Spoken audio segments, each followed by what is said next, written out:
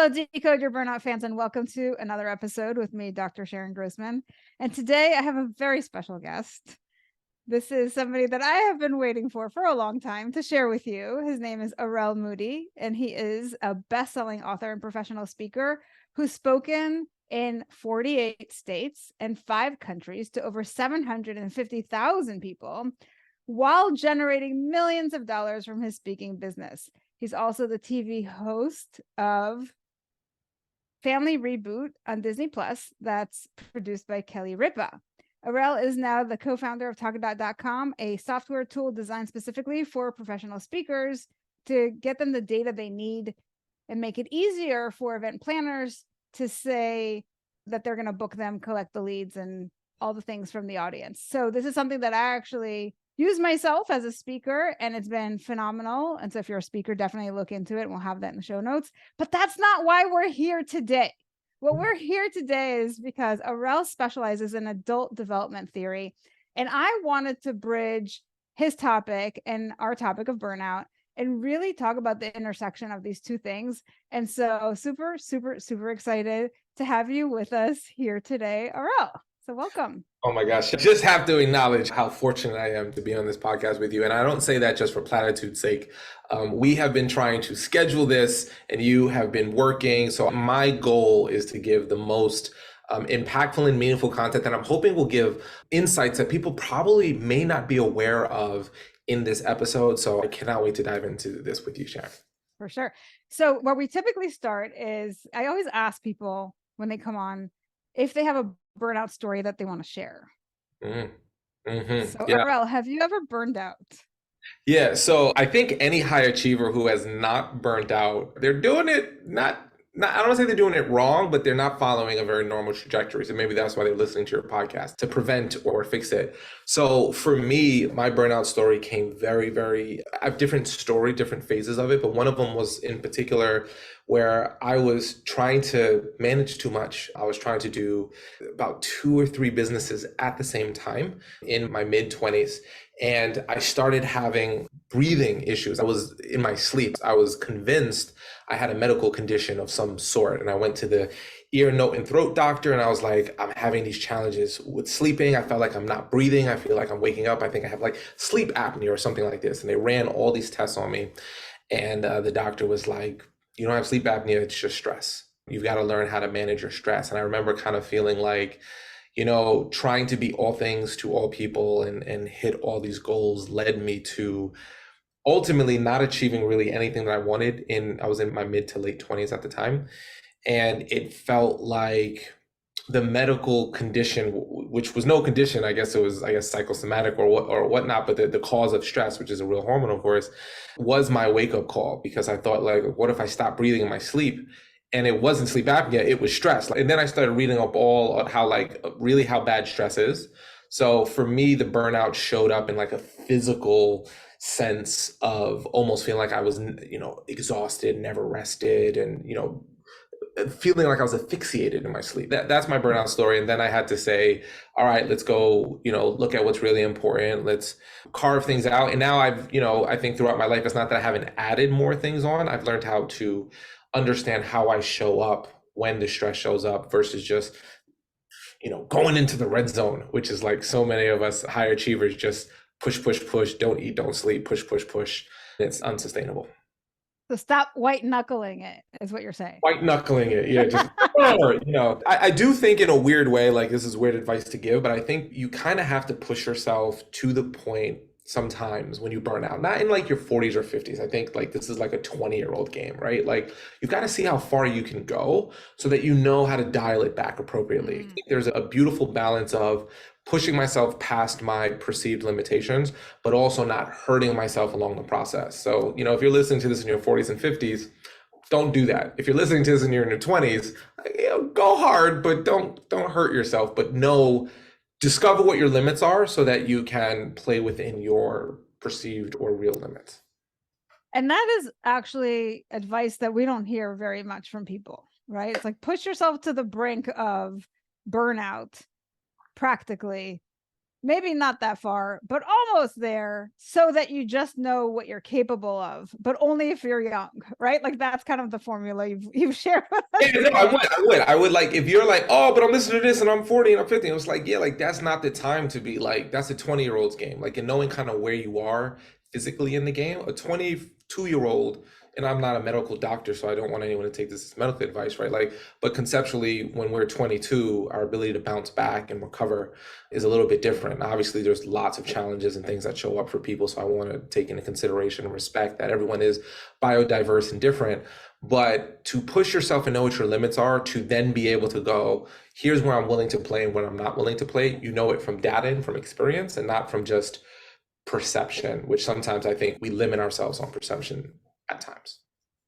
So you said something earlier when you were telling about your burnout story, which is like you were trying to be all things to all people, which is not something new and something we've definitely heard before. In this framework of the podcast, we talk about 3 personality types, basically, that when you're bringing your own stuff into the mix can lead you to burnout. And it sounds like perhaps you fit what we call the feeler, which is that people pleasing kind of personality where you're trying to take care of everybody. And then in the process of doing so, you end up burning out. And so that was one piece of the puzzle that I heard. And the other piece is that you might also be just like a flat out doer as well, because you're like trying to do 3 things at once and like pushing yourself so hard. So it's kind of like a mix of the feeler and the doer is what I heard. Yeah, and I think what we have to understand is like I think you're right, right? I think you're actually absolutely correct. And I think we have to understand like those why we're feelers, why we're doers. What's the third one? The thinker.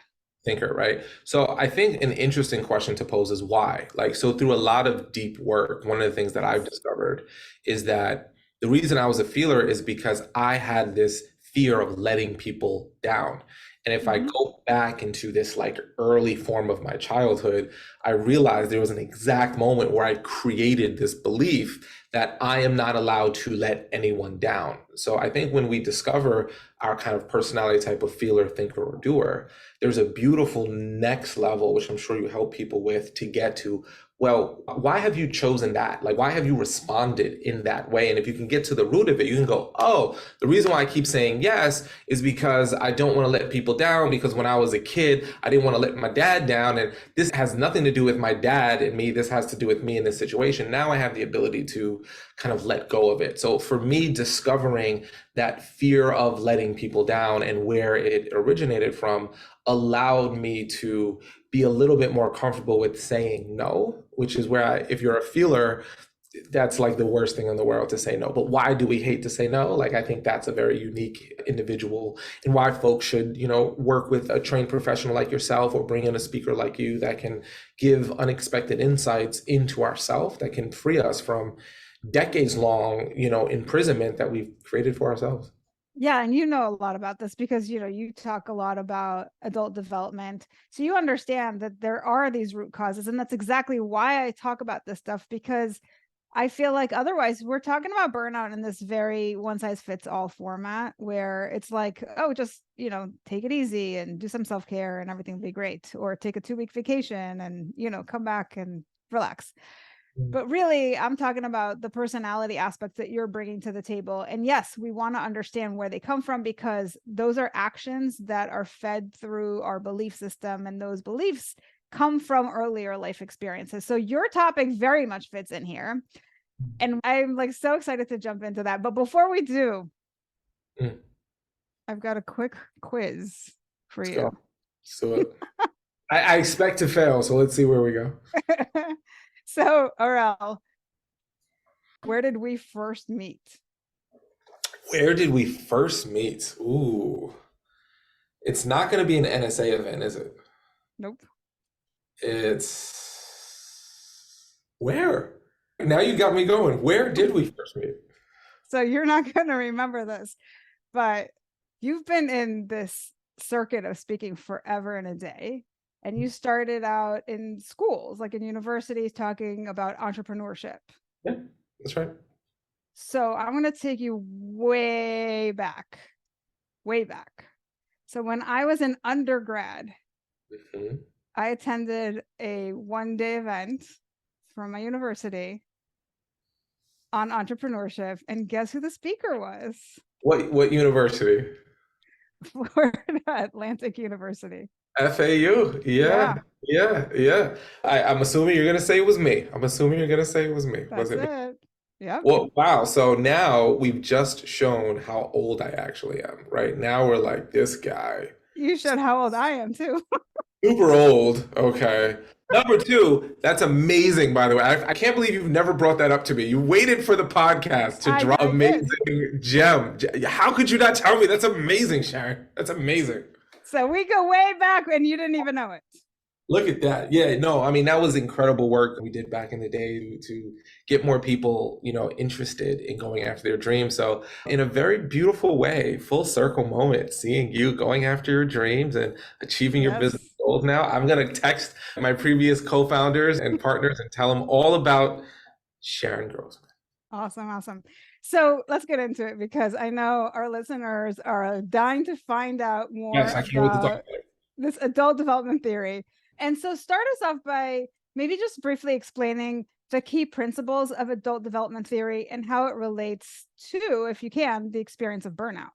Yeah, so what's great about this adult development theory is this idea that, so many people are familiar with child development theory, and that basically states that if we go through these particular stages and we just wait long enough, we will pass through these predictable stages through our childhood. Now, for many, many years, people thought that ended around like 18 to 21. You were baked and you spent the rest of your life getting the most out of your 0 to 21 lived experience. Now, the last 60 years of researchers have proven that's absolutely not true, that we actually do develop. Now, what's fascinating is under the auspices of adult development theory, there's lots of different questions that get answered. The specific question that I am most fascinated with is, how do we make sense of the world through our sense of self? How do we make meaning in the world through our ego? Now, our ego is a totally misunderstood word. It's completely misunderstood. People use it as a binary term. You have an ego or you don't have an ego. Totally false. Our ego is simply how our sense of self actually develops through these very predictable and sequential stages. And if you can understand these stages, you can actually understand yourself and how you interact with others. Now, the ones that I spend most of my time talking about are what called conventional stages. It's the self-centric stage, the group-centric stage, the skill-centric stage, and the achiever stage. Now, each one of these stages has different ways that we process the way people's actions affect us, how we see ourselves in them, and they directly tie to burnout. And I'm going to pause here because I can keep going because I'm so excited about it. But each one of those senses of how we make sense of ourself, our ego, in those stages will dramatically affect how burnout can show up for us based upon how we make sense of the world in each one of those stages. Yeah. And this kind of brings us back to what we were talking about before, which is that we have these beliefs, and that's why we end up being the thinker, the feeler, or the doer. And so for each one of these three types, I bet that, I talk about what the underlying belief is, but I would love you to shed some light on that. So I'll just tell you a little bit about each one. You already know about the feeler. Those are kind of like your people pleasers. They have a hard time with boundaries, saying no. They feel guilty when they do. And then when they don't, they feel resentful. And then they're like in that self-perpetuating cycle. The doers, as you know, are just like the people that are constantly on that hamster wheel and they can't step off because they like the achievement and the accomplishment. And then when they're not doing that, they feel like they're not doing enough. And the thinkers are the folks that are overthinking everything. They're like paralysis by analysis, they're constantly in their head. So that means that they're like more prone to anxiety, imposter syndrome, perfectionism, procrastination, like all the things that have to do with just like being too much in your head. So now that you know what the three types are, help us wrap the adult development theory concepts around our three types. Right. So each one of the stages that I mentioned have different strengths, characteristics, core motivators, and fears. Okay. So the very first stage that we all enter in our adult life is called the self-centric stage, right? Lots of researchers have different ways to refer to it. Some people call it self-protective opportunist. Some people use a number system like, 2, 2, 3, 3, 4, 3. So I like to use simplistic terms, self-centric, meaning the world is about me. Now, my biggest fear in the self-centric stage is that my biggest fear is that someone will be taking advantage of me. That's my biggest fear. Now, the next sequential move is that group-centric stage. Now, my biggest fear in the group-centric stage is that I will be ostracized from my group, meaning I will not be allowed to be a part of the group that I've identified with, right? The skill-centric stage is, I'm actually not that special. My skill actually isn't as good. Like my sense of self in the skill-centric stage is my skill. The group-centric stage, which I didn't mention, your sense of self is your group. So your group is you, you are your group. Skill-centric, your skill is you, you are your skill. And the achiever stage is I'm not going to fulfill, not succeeding is the deepest portrayal of my potential. So with those 4 stages, think about what you just said, right? So you've got the feeler. Now the feeler is very much, in my mind, connected to the group-centric stage. Yes, absolutely. Because I want my group to accept me. I don't want to be ostracized. If I say no, they may not like me. They may not invite me to the things. They may not. So I've got to say yes because I want them to always know that I'm a part of the group, right? You've got the thinker. Sounds very much like skill-centric to me, right? So the thinker is, how do I use my skills, my knowledge, my experiences to do good? Now, what happens with a lot of skill-centric people is they can be very criticizing of other people. They can be very critical of other people. So as a thinker, you can think, well, why would someone do it like that? All those thoughts can go through your mind. And if it's connected to a skill that you have, how much more that will show up. Now, you said the doer. That sounds very much like the achiever stage to me. I was constantly achieving goals. Now, if I don't achieve a goal, I am betraying my deepest sense of potential. Like, how could I be given all these skills, these people that I care about, and all of these things, and not achieve all these amazing things? I must keep moving. So what's fascinating about how adult development theory plays itself out is it's not age dependent. This is very important. Where child development theory is age dependent, if you just wait long enough, you go through these stages.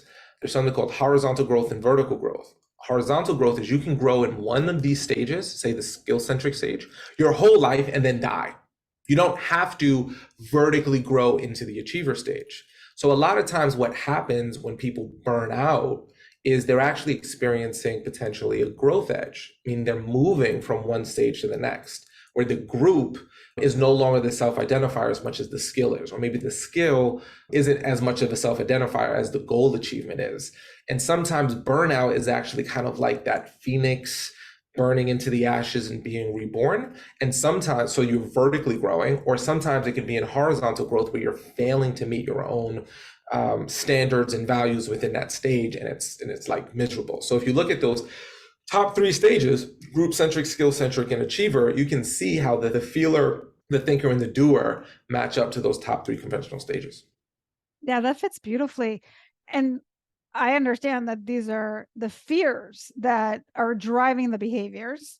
But we also know, if we're going to go even deeper, that the fears come out of a belief. And so if we're going to go to the next level, let's talk about what each of them actually believes that creates that fear in them. Yeah. So when you're in the self-centric stage, your belief is, how do I get from the world, right? My core motivator, my biggest driver is how do I get and how do I defend? So my belief is if I don't get, if I'm not advancing and getting things, or I'm not defending myself, like, hey, why are you late? Not my fault. There was traffic outside. It was their fault. It wasn't my fault. So my core belief is I either need to be getting or defending myself for not getting, right? My core belief in the group-centric stage is that I want a sense of belonging. My core belief in the group-centric stage is I need to belong, which is different than fitting in. And a lot of people confuse those 2 terms, where fitting in and belonging, 2 separate things. Belonging is your group represents you, you represent them, and it works really well. Fitting in is pretending to be someone you're not so that people accept you. It's 2 different things, right? But my biggest core belief, my core motivator in the group-centric stage is a sense of belonging. So my sense of belonging is paramount to everything else, right? In my skill-centric stage, my core motivator is analyzing and perfecting. So I have to get better at every single thing that I do. I need to like the nuance of how to get better at my skill. It's not a nuance to me, it's a necessity. So my belief is I must be perfect. And then obviously we figure out there is no perfect, but we believe we can be the one that gets there. So we've got to craft and get better and get better and get better and get better. So our core belief is we constantly have to compare ourselves, analyze ourselves compared to other people, and we have to perfect our skill, right? So actually, excuse me, I said analyzing and perfecting. It's comparing and perfecting. Comparing, so I compare myself to others, high level at the skill-centric stage. So skill-centric people will ask you, what do you do for a living? And I'm actually processing in my head, are you higher status than me? Do you make more money than me? You know, how do we match up? Are we equals? Are we not equals, right? So my core belief is compare, perfect. The achiever stage is analyzing and achieving, right? So in the achiever stage, my core belief, my core motivator is I've got to analyze data to achieve a goal, and I have to achieve a goal. I have to have a house with 5 bathrooms and 7 bedrooms. Why? Because I have to. I set a goal. I have to achieve the goal. It's what I have to do. So our belief is that achievement, a goal achievement, analyzing and achieving will bring us a sense of fulfillment and joy. And then once we realize that's not true, we go into what's called post-conventional stages, which is a whole super fascinating can of worms, but very different. Like Western society stays typically conventional. And then if we can expand our sense of self, we go into post-conventional, which is really interesting. So thank you for enlightening us with these motivators from the framework of the self-development theory or the adult development theory. I want to actually just comment on this because I think these are motivations, but they're not the belief per se, right? So hear me out on this. So I'm thinking about the self-centric framework. And when you said, you know, the question I ask myself is how do I get or how do I defend? Then for me, I'm thinking like, what's the limiting belief that creates the fear in me that I'm going to be taken advantage of? And it could be something along the lines of, I am not safe. There's not enough to go around, or nobody cares about me. Yeah. One of the big characteristic traits at this stage is it's me versus the world in the self-centered stage, right? So I can't give the world my true self. In the self-centered stage, I have 2 selves. I have my inner self, which is my real self, and I have my outer self, which is a self that I use to interact with the world. Now, my belief is it's me versus the world. So in a belief system of me versus the world, if you're winning and I'm not winning, even though it may have nothing to do with me, I feel like I'm losing. Because there's winners and there's losers. Right. I hate losing at this stage. So there's a core belief that it's me versus the world, where when you get to the group-centric stage, your core belief actually becomes it's us versus them. So this is very fascinating. When you look at any type of group, whether you look at politics, right? It's right versus left, us versus them. You hear they don't want you to do this. Here's good people like us believe this, right? So whenever you have a us versus them, anyone who comes against your belief system immediately becomes othered, villainized, and evil, which is, again, a core belief which ties into why I need a sense of belonging, because I need an external group to have an internal group. With the skill-centric, a core belief, a core characteristic trait of that person is I have to perfect my skill set, right? So what do I have to do? Well, I've got to analyze, I got to criticize, because if you don't have it, you're not as smart as I am with it. I've got to get there. This is where it gets really fascinating. In the group-centric stage, you need a group. In the skill-centric stage, you still need the group, but you need to separate yourself from the group. Meaning, I need to separate myself with my skill. So my belief is I can't be just like everyone else in the group. Yeah, I'm a professional speaker, sure, but you know what? I'm a $1 million speaker, or I'm a CSP, or I'm a, like I've got to, like, yes, I'm a part of you, but I'm also not like you at the same time. So that skill becomes how I separate myself from the pack. So my belief is if I'm just like everyone else, there's something wrong with me. I've got to separate myself. And I typically do that through the skill. And then the core belief of the person who achieves, or we're kind of moving into the beginning stages of post-conventional thinking. Our core belief is, you know what, no matter how hard I try, I can't do everything myself. I need other people. 100% of my effort is not nearly as good as 80% of 5 of me. So let me replicate me. So it starts moving into some more beautiful elements, I think, but also, everything has a dark side and a light side. And there's a lot of dark side to that as well. That's super interesting. So we're saying, like, if you're in the self-centric, the idea is that you're looking out for your own best interests. And the idea there might be that you are, from what I heard, is maybe you have that victim mentality where you're not taking responsibility. It's always like external blame. And there's that scarcity mindset of, I have to fend for myself because there's not going to be enough. And then I'm going to be left out of whatever everybody else is getting. And so I have to like be the one who is like the hunter, I have to go out and get it.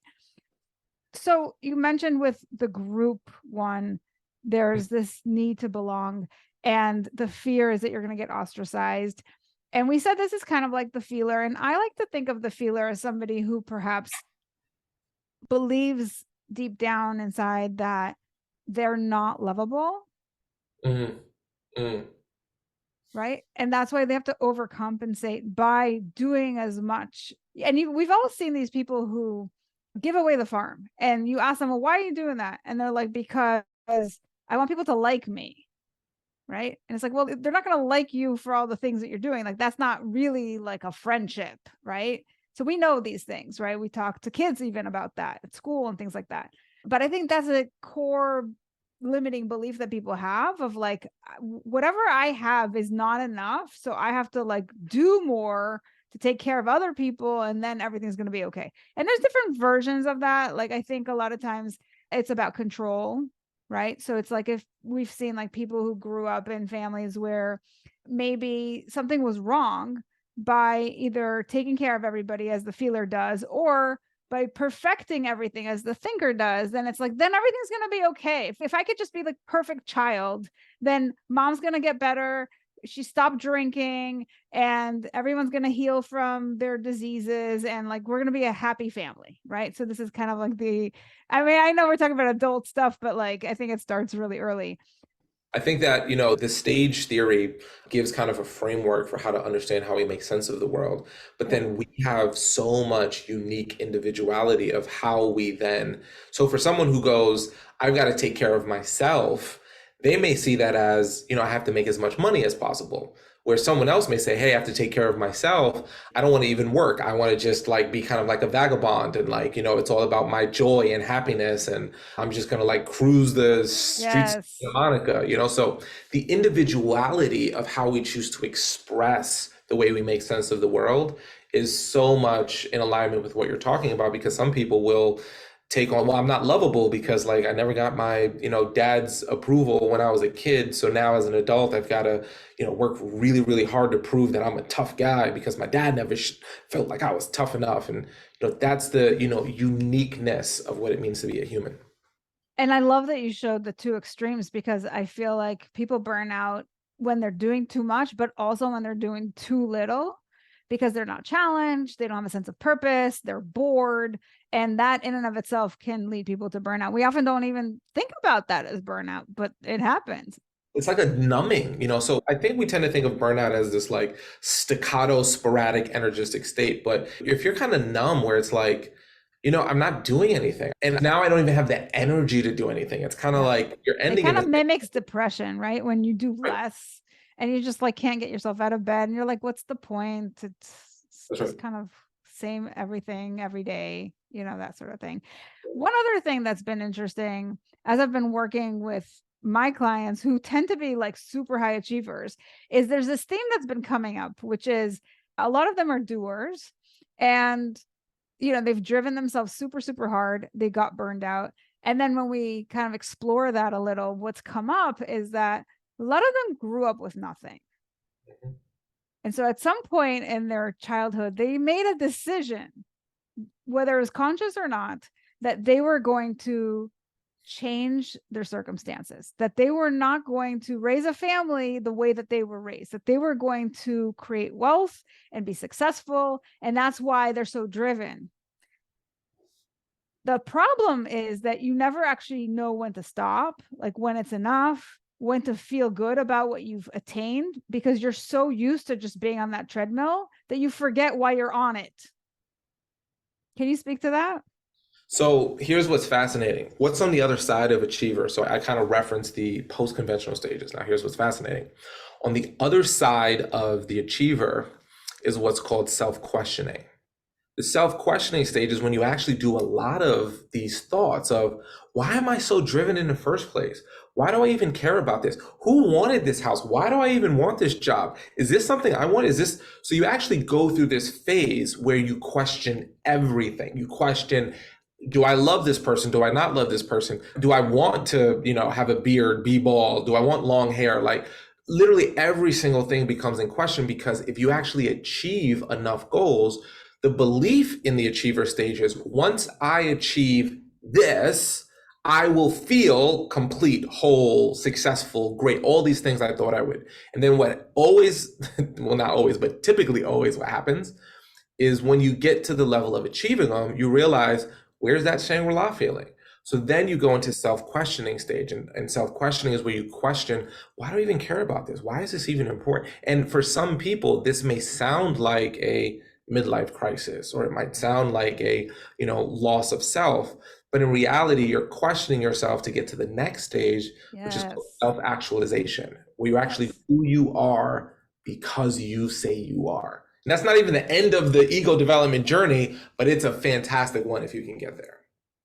I love that. So far, I would say the two things that really stuck out to me that you've said so far today are that when you're young, you should definitely push yourself, and that burnout can be this thing that happens where you continue to grow, but maybe you've shifted from vertical to horizontal or vice versa. So I love that idea of burnout being a sense of growth. And maybe there's a shift that happens. You're growing in a different way than you were before.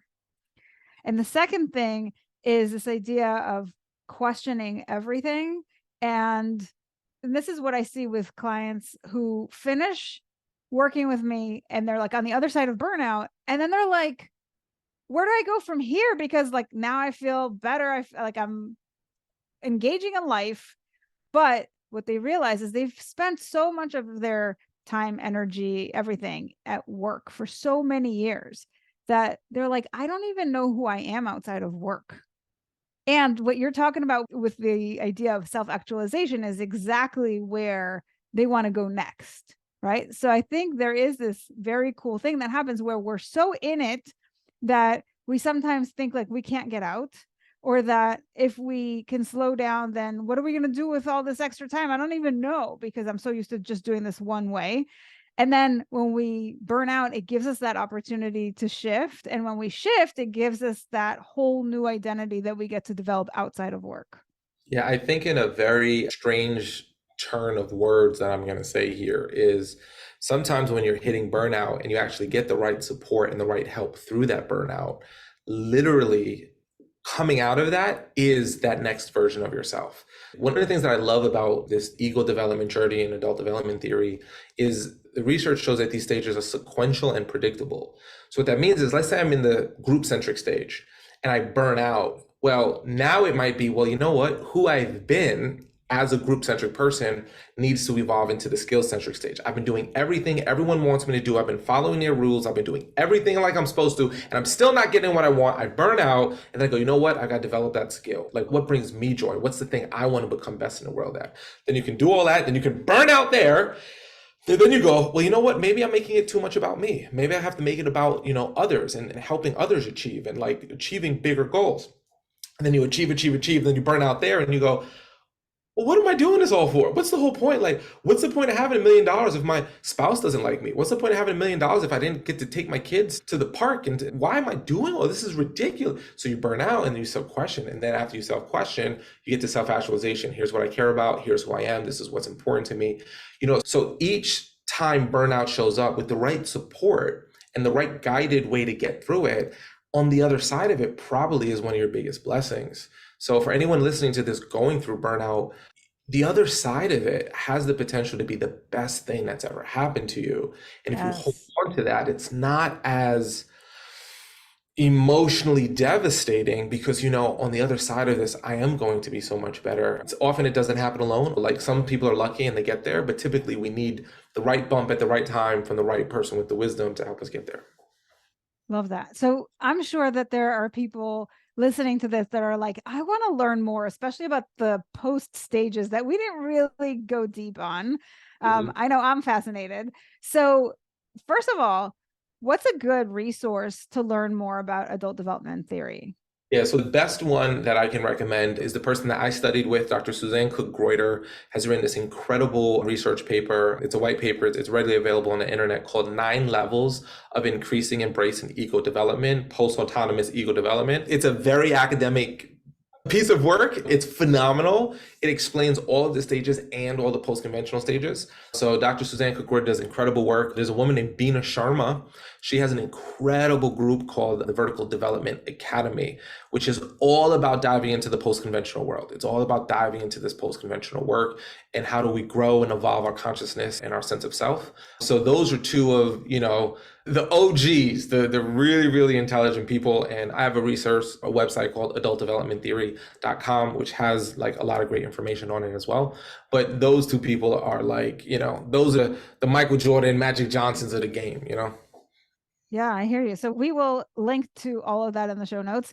And Arel, you are so much more than just adult development. So for people who want more of you, I know you do the speaking and you've got Talk It Out, which if you're a speaker, you definitely have to check that out because Arel's amazing. And he's very unique, one and only. So where do people go for everything else other than adult development theory?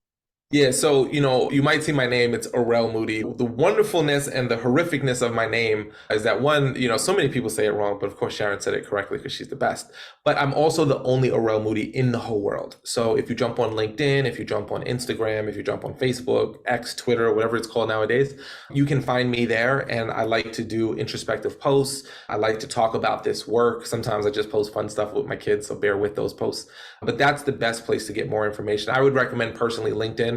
That's where I probably spend most of my time nowadays. It's like a social media network that has all the beautiful things of social media without all the negative things. Yes. So I like to play in the LinkedIn space right now. That's where I'm at. Awesome. So we will definitely share your LinkedIn profile as well. And if you are an event organizer and you're fascinated by everything you've just heard, look up Arel Moodie, the one and only, because there's no other on the whole planet who has that name and who is as good, and bring him onto your stage because you wow audiences every time. So I think that is something. The question is, did you think I sucked when you were a college student and you heard me speak? You're like, why did they bring this schmo? This guy stinks.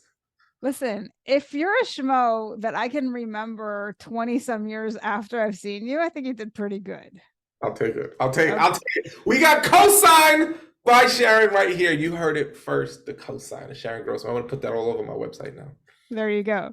So thank you, Arel, for coming on and sharing about this new topic that we haven't delved into before. I think that's really a value add to our listeners, and I hope you guys listening got something out of it.